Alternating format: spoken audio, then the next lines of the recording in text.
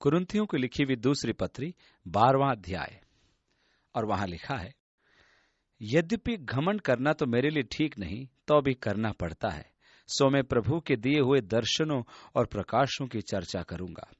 मैं मसीह में एक मनुष्य को जानता हूं जो 14 वर्ष पहले न जाने देह सहित न जाने देह रहित परमेश्वर ही जानता है तीसरे स्वर्ग तक उठा लिया गया।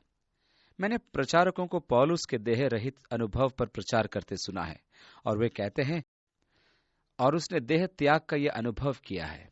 यह रुचिकर बात है कि उन्हें इसका ज्ञान है, जबकि पौलुस खुद कहता है मुझे ज्ञान नहीं। यदि आप 14 वर्ष पीछे जाएं तो आप पहुंचते हैं लुस्त्रा में, जहां पौलुस का पथरवाह हुआ था, और संभव है पौलुस इसी अनुभव की बात करता है। आपको याद है, लुस्त्रा में उन्होंने उसको पत्थरवाह किया था और उसे मृतक समझकर बाहर खींच कर ले गए थे। वहां उसके मित्र उसके चारों ओर खड़े होकर रो रहे थे। वे सोच रहे थे, बेचारा पौलुस आखिर वही हुआ, उसका पार्थिव शरीर यहाँ पड़ा है। और पत्थरवाह करने वाले ये सोचकर घर लौट गए कि हमने उसे मार दिया, उससे हमने पीछा छुड़ा लिया। उसके मित्र वहां खड़े रो रहे थे। तब अचानक ही पौलुस की आंखें खुलती हैं और वह खड़ा होकर कहता है, चलो प्रचार करने चले। अरे पौलुस, तू पागल हो गया है क्या? यही संभव है कि पौलुस सचमुच मर गया था और उस समय उसकी आत्मा स्वर्ग पहुंचाई गई। और हो सकता है कि यहां वह उसी अनुभव का उल्लेख कर रहा है जो 14 वर्ष पहले का है। उसने लिखा, लगभग 14 वर्ष पहले, यानी कि इस पत्री के लिखे जाने के 14 वर्ष पहले, मैं एक ऐसे व्यक्ति को जानता हूं जो देह सहित या देह रहित मैं नहीं जानता, अर्थात मैं नहीं जानता कि सचमुच मैं गया था या जीवित था। हो सकता है मैं मर गया था और मैंने देह त्याग का अनुभव प्राप्त किया हो, परंतु यह निश्चय ही मैं जानता हूं कि मेरी आत्मा स्वर्ग गई थी। मैं नहीं जानता था कि मैं जीवित हूं या नहीं। ये एक रोचक विषय है कि पौलुस को खुद नहीं पता था कि वह जीवित था या मर चुका, परंतु उसे यह तो पक्का पता था कि उसकी आत्मा स्वर्ग में थी और चेतनावस्था में थी, उस महिमा को देख रही थी जो वहां की है। जो महिमा की बातें उसने सुनी थी, उनको दोहराना उसके लिए अपराध था। इसका अर्थ यह हुआ कि आत्मा मरणोपरांत तुरंत ही चेतन अवस्था में स्वर्ग में चली जाती है। पौलुस कहता है कि वह नहीं जानता कि वह जीवित था या मरा हुआ। कहने का अर्थ यह हुआ कि यदि मृत्यु निद्रा की अवस्था है, तो पौलुस निश्चय ही यह कहता कि उसने एक दर्शन देखा, या फिर वो कहता कि वह मरा नहीं था और एक घटना को उसे ध्यान था। उसके कथन पर ध्यान दीजिए कि वह कहता है, मैं नहीं जानता कि मैं जीवित था या मरा हुआ, परंतु जो मैं जानता हूं वो यह है कि मैं तीसरे स्वर्ग पर उठाया गया था। मैं एक ऐसे मनुष्य को जानता हूं, न जाने देह सहित न जाने देह रहित परमेश्वर ही जानता है कि स्वर्ग लोक पर उठा लिया गया, और ऐसी बातें सुनी जो कहने की नहीं और जिनका मुंह पर लाना मनुष्य को उचित नहीं।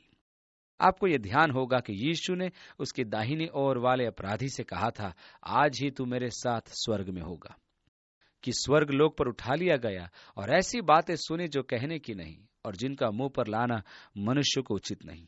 इसका शाब्दिक अर्थ हुआ, वर्णन करना अपराध है, क्योंकि उसके उपयुक्त शब्द ही नहीं है।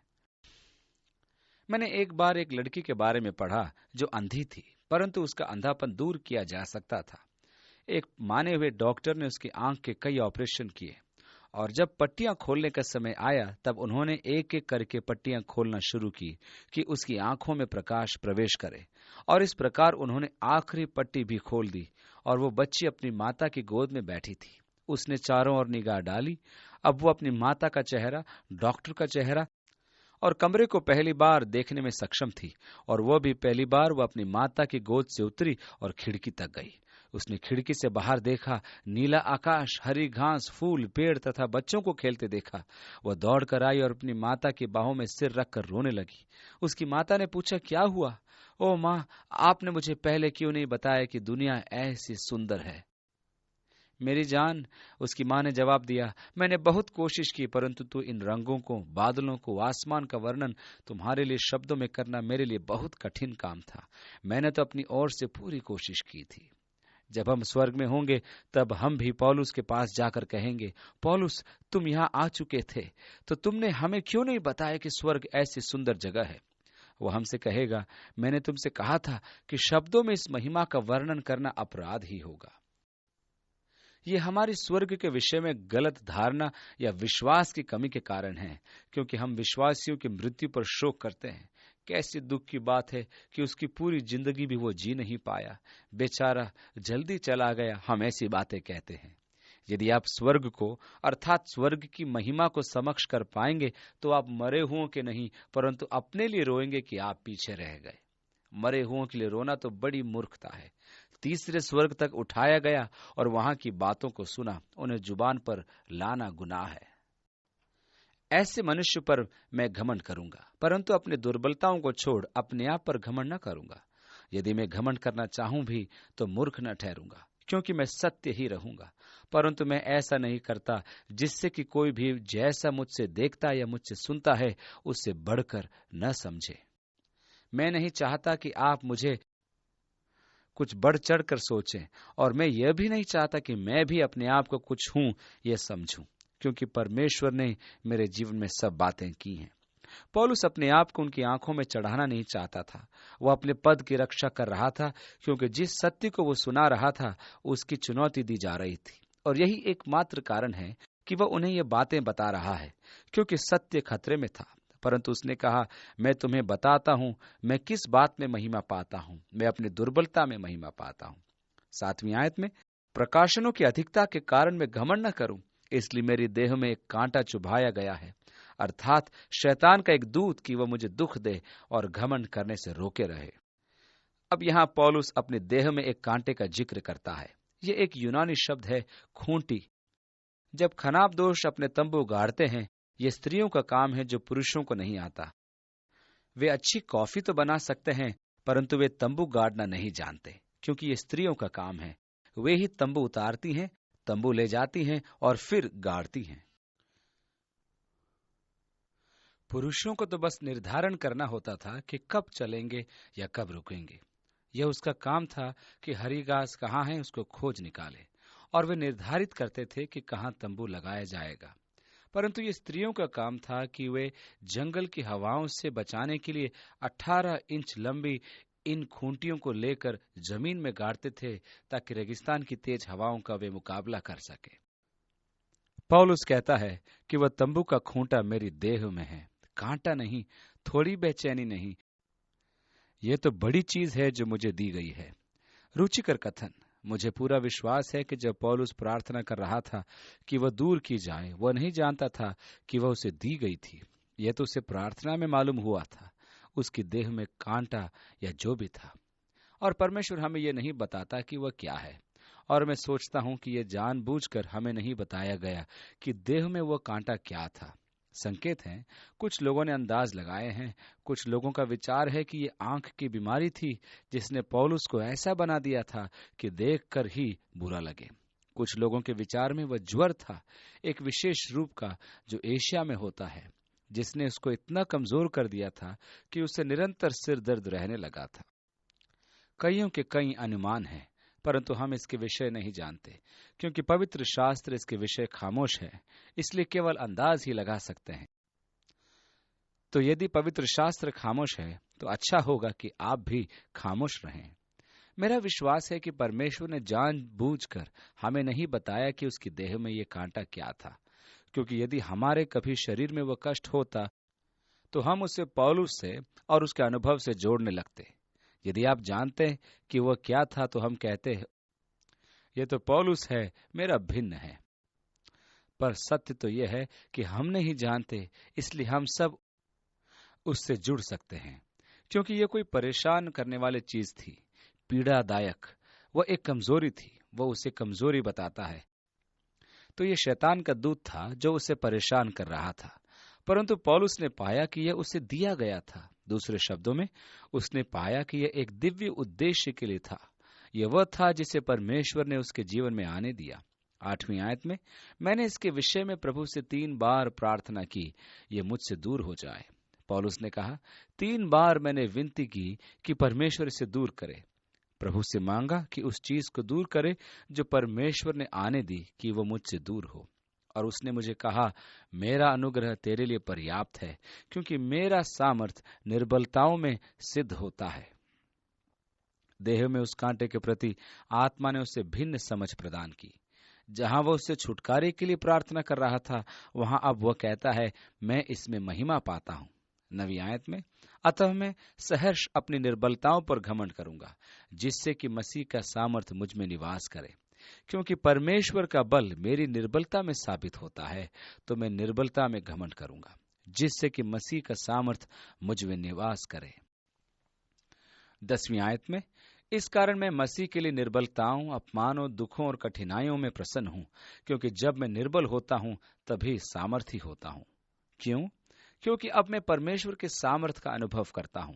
अपनी देह में चुभते कांटे के प्रति पौलुस की यह प्रतिक्रिया थी। देखा आपने, परमेश्वर ने उसकी प्रार्थना का उत्तर नहीं दिया, क्योंकि परमेश्वर राजा है। परमेश्वर के लिए जरूरी नहीं कि वह आपकी प्रार्थना का उत्तर दे जैसे कि आप चाहते हैं या सोचते हैं। परमेश्वर का सोचना बिल्कुल अलग है, और वो हमारी छोटी इच्छाओं की पूर्ति करने वाला परमेश्वर या हमारी मांगों को पूरा करने वाला परमेश्वर ही नहीं है। मैं सृष्टि को नहीं चलाता। यदि मुझ में अच्छा ज्ञान है तो मैं अपने जीवन की कुंजी उसके हाथ में दे दूंगा। वह व्यक्ति मूर्ख है जो परमेश्वर को निर्देश देना चाहता है कि उसकी मांगें पूरी हों। मैं क्या जानता हूं? मेरे चारों ओर क्या हो रहा है, क्या मैं जानता हूं? मुझे तो तस्वीर का छोटा सा भाग दिखाई देता है। मेरे निर्णायक विचार इतने गलत होते हैं क्योंकि मुझे पूर्ण सत्य का ज्ञान नहीं होता, और जब मैं पूर्ण सत्य को जान लेता हूं तो मैं कहने और करने पर इतना लज्जित होता हूं कि देखो मैंने क्या किया। अब मुझे पूर्ण सत्य मिला तो मैंने सोचा कि उस व्यक्ति से मैंने क्या कह दिया था, और हम अपने किए हुए पर पछताने लगते हैं। कई बार हमारी प्रार्थनाओं से हम परमेश्वर के हाथ को मरोड़ने की कोशिश करते हैं और उसको विवश कर देना चाहते हैं। पौलुस ने प्रार्थना की, उसे उत्तर भी मिला, परंतु यह वह उत्तर नहीं था जिसकी वह आशा कर रहा था। यह सच है कि कई बार ऐसा होता है कि परमेश्वर हमें वह नहीं देता जो हम मांगते हैं, क्योंकि उसके पास हमारे लिए उससे बेहतर कुछ होता है। परमेश्वर के पास पौलुस के लिए एक बड़ा प्रकाशन था। पौलुस, जो भी हो, मेरा अनुग्रह तेरे लिए पर्याप्त है, और मैं तुझे पार लगाऊंगा। तेरी निर्बलता में मेरी सामर्थ सिद्ध होगी। अब देखिए, इस नए प्रकाशन ने पौलुस को उस कांटे के प्रति बिल्कुल नई समझ प्रदान कर दी। बड़बड़ाने और पीड़ित होने और ये कहने के बदले, हे प्रभु हटा ले, परमेश्वर इस बात को मुझसे दूर कर, वो कहता है, ठीक है, मैं इस कांटे पर गर्व करूंगा, क्योंकि इसके द्वारा मैं परमेश्वर के अधिक गहरे संबंध में आता हूं, जहां मैं अपने जीवन से उसके सामर्थ को पाता हूं, जहां मैंने पहले नहीं पाई थी। शैतान का एक दूत मुझे परेशान करता है, परंतु परमेश्वर ने उसे अपना उपकरण बना लिया ताकि परमेश्वर के सामर्थ का कार्य उसके जीवन में हो सके। अतः मुझे इस कमजोरी में आनंद आता है, क्योंकि जब मैं कमजोर होता हूं तो दरअसल मैं बलवंत होता हूं। प्रार्थना द्वारा पौलुस की समझ में व्यवहारिक परिवर्तन आया। प्रार्थना का यह सबसे बड़ा प्रभाव होता है, और प्रार्थना का सबसे बड़ा उत्तर हमें परिस्थिति से बाहर नहीं निकालता, परंतु परमेश्वर का पर्याप्त अनुग्रह हमें प्राप्त होता है कि मन में विजय का एहसास लेकर हम सामना करें। यह संसार के लिए कहीं अधिक बड़ी साक्षी होती है। यदि मैं इस परीक्षा में अपने मन में विजय की हर्षित आत्मा रखता हूं तो यह कहीं बड़ी गवाही होती है। आगे लिखा है, मैं मूर्ख बना, स्वयं तुम्ही ने मुझे विवश किया। वास्तव में तुम्हें तो मेरी प्रशंसा करनी चाहिए थी। तुम मुझे विवश कर रहे हो कि मैं अपनी प्रशंसा करूं, जबकि यह काम तो तुम्हें करना था। यद्यपि मैं कुछ भी नहीं, फिर भी उन महाप्रेरितों से क्या कम हूं? रुचिकर है ना? मैं उन महाप्रेरितों से किसी भी प्रकार से पीछे नहीं, परंतु मैं तो कुछ भी नहीं हूं। दोनों बातें। परमेश्वर हमें भी यह एहसास दिलाना चाहता है कि हम कुछ भी नहीं हैं, और जब आप सोचते हैं कि आप कुछ हैं तो आप अपने आप को धोखा देते हैं और एक खतरनाक परिस्थिति में होते हैं। जब आप सोचने लगते हैं कि आप कुछ हैं, तब परमेश्वर कहता है, पौलुस, तेरे लिए मेरा अनुग्रह पर्याप्त है।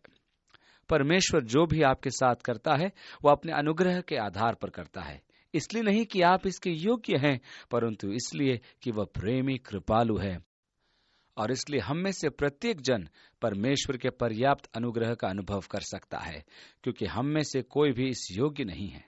इस प्रकार परमेश्वर को कार्य करने का अवसर मिलता है। सच्चे प्रेरित के लक्षण भी तुम्हारे मध्य में चिन्हों, आश्चर्य कर्मों और चमत्कारों के साथ बड़े धैर्य से प्रदर्शित किए गए।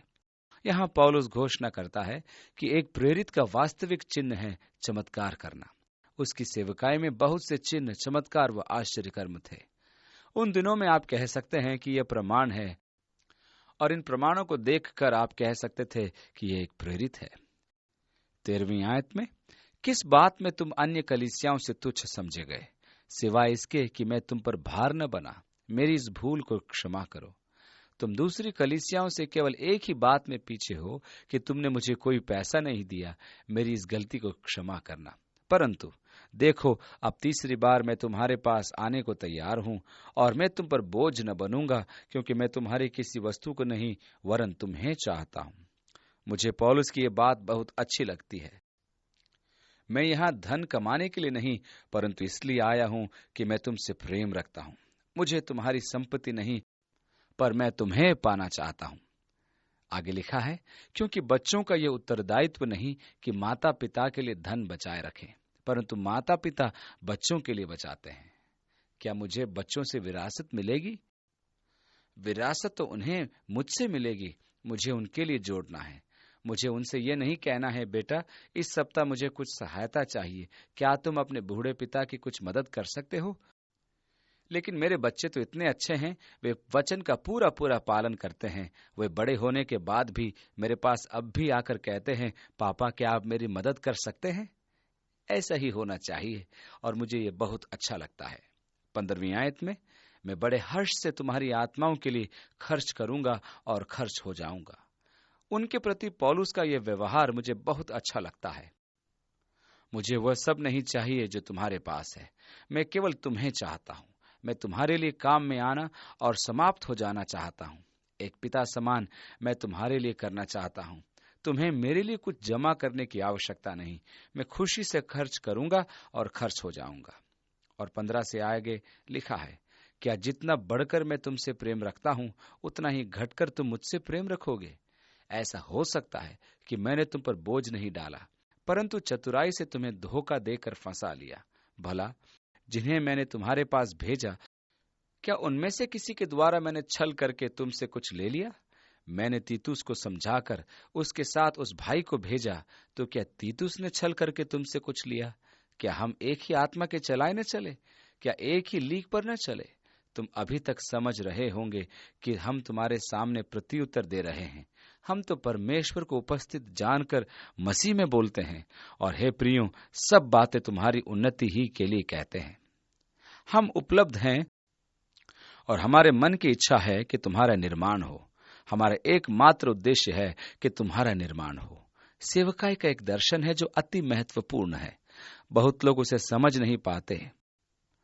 ऐसे लोग संसार भर में घूमते हैं और कलीसियाओं के जागृति के रहस्य को ढूंढते हैं, और एक रहस्य को जानकर वे अपने कलीसिया में आकर वैसा ही करना चाहते हैं। वे 1-2 आराधना सभाओं में बैठते हैं और हमारे भाई को पकड़कर पूछते हैं, तुम्हारे भेद क्या है?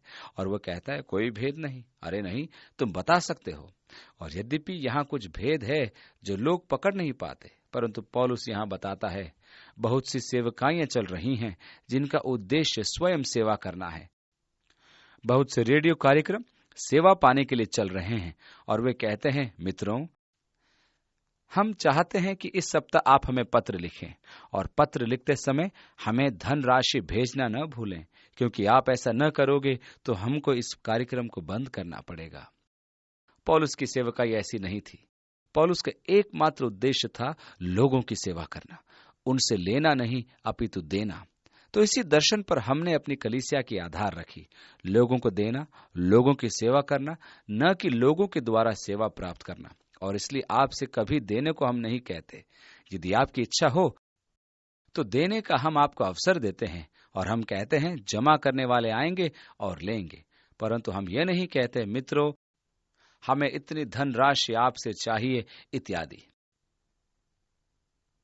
हमारी सेवकाई के पीछे भी पौलुस के समान यही दर्शन है कि हम आपका निर्माण कर सके।